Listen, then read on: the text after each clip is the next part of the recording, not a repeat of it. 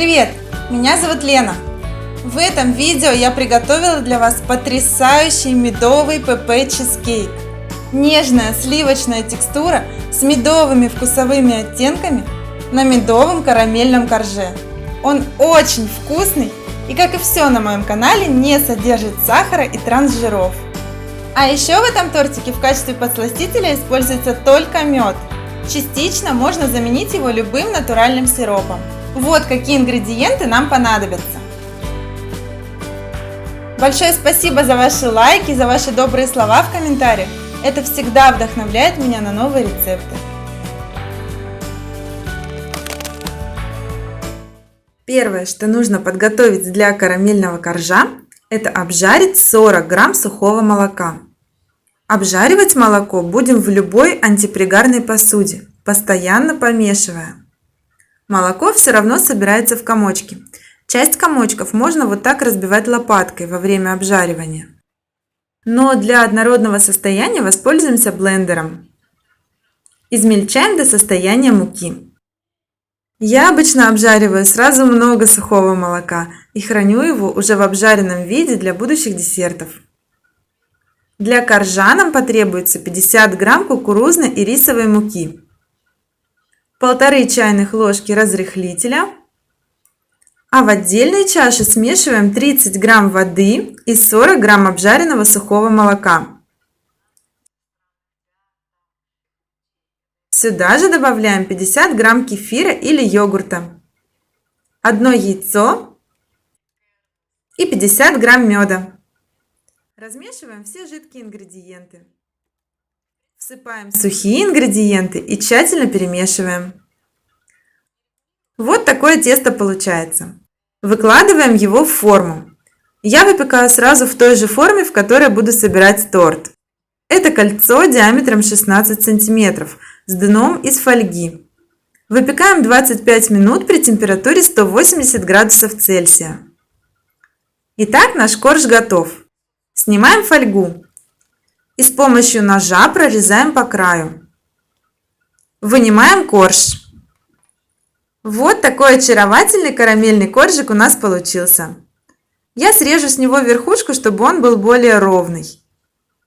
Укладываем в форму, проложенную ацетатной лентой.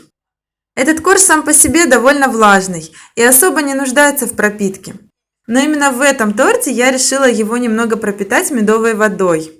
Это 10 грамм меда плюс 10 грамм воды, чтобы получить ощутимый медовый вкус. Для красивого рисунка пчелиных сот на поверхности торта нужно взять вот такую воздушно-пузырчатую упаковку. У меня она с двух сторон покрыта вот такой тоненькой пленочкой. Чтобы рисунок был выраженным, с одной стороны эту пленку нужно снять. Снимайте не спеша, пленка тонкая, если потянуть резко, просто порвется. Теперь нужно вырезать круг по диаметру формы. Для этого проводим маркером круг и вырезаем по контуру. Лучше вырезать на миллиметр меньше диаметра, чем больше, чтобы пленка не пошла волнами на вашем торте. Вот такой круг получается. Его, естественно, нужно тщательно промыть со средством, так как он будет соприкасаться с продуктом. Для мусса нам потребуется 500 грамм рикотты или мягкого творога. Если вы не очень любите творог, то лучше возьмите рикотту. С помощью блендера добиваемся однородной консистенции. Оставляем при комнатной температуре. Рикотта не должна быть холодной к моменту добавления в мусс. В чашу для взбивания выкладываем прогретый до растворения желатин. 8 грамм желатина в 48 граммах воды. Еще 30 грамм горячей воды и 70 грамм меда. Взбиваем на высокой скорости до остывания массы. Масса должна существенно увеличиться в объеме за счет насыщения пузырьками воздуха. Эти пузырьки и сделают наш мусс таким воздушным. Процесс напоминает взбивание желатина с сиропом для ПП маршмеллоу, рецепт которого уже есть на моем канале. Но здесь не стоит дожидаться полностью густой застывающей массы. Достаточно достичь вот такой пышности. И можно на средней скорости вводить рикотту. Здесь уже долго не взбиваем, просто добиваемся однородности. И немного домешиваю лопаткой на тот случай, если по краям чаши остались непромешанные фрагменты. И можно перекладывать мусс в форму с коржом. Мусс очень приятной консистенции, он никуда не вытечет. Кто пробовал заливать жидкие муссы в подобные формы, знает, о чем я говорю. Немного потрясем форму, чтобы выровнять поверхность. И, наконец, настал черед нашей пузырчатой пленки. Слегка смазываем маслом, чтобы потом легко было снять с застывшей поверхности. И аккуратно выкладываем круг на мусс. Немного прижимаем. Всю эту красоту отправляем в холодильник минимум на 2 часа. И приготовим медовую заливку на наши соты. Для этого нам понадобится 3 грамма желатина, замоченного в 40 граммах воды. Я его уже растопила.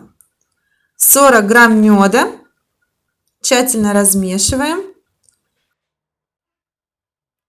И 20 грамм сока лимона. Здесь лимонная кислинка отлично гармонизирует сладость меда. Кстати, в мусс тоже можно добавить цедру лимона или немного сока, если вы хотите сделать его вкус ярче. В моем варианте яркий акцент вкуса будет на верхнем слое. Итак, наш мусс полностью застыл. Чтобы пленка точно легко снималась, прежде чем доставать торт, поставьте его на 15 минут в морозилку. Таким образом, верхняя поверхность еще сильнее затвердеет и пленка снимется аккуратнее. Ваши соты будут идеальны. Поддеваем ножом край и не спеша снимаем пленку, пузырек за пузырьком. Вот такая красота получается. Можно заливать верхний слой. Смотрите, если на вашем желе образовались пузырьки, как на моем, то можно пропустить смесь через сито, это поможет от них избавиться. И пока желе жидкое, наклоняем форму, чтобы равномерно распределить его по торту. Отправляем в холодильник на полчаса. Когда торт полностью застыл, снимаем кольцо, ацетатную ленту и наслаждаемся. Посмотрите, как просто в выполнении это удивительное оформление для медового торта. Попробуйте его приготовить. Я подробно рассказала все тонкости, у вас обязательно все получится. Вкуснейший карамельный коржик с насыщенной медовой сладостью. Воздушный мусс, по-настоящему тающий во рту со своими пузырьками. И мягкое медово-лимонное желе. Это волшебное сочетание. Этот вкусный и полезный торт точно понравится всем любителям меда. Если это видео оказалось для вас интересным и полезным, ставьте лайк и делитесь им с друзьями. И подписывайтесь на мой канал, если вы этого еще не сделали. Готовьте с удовольствием, готовьте красиво и радуйте своих родных и близких полезными сладостями. Пока!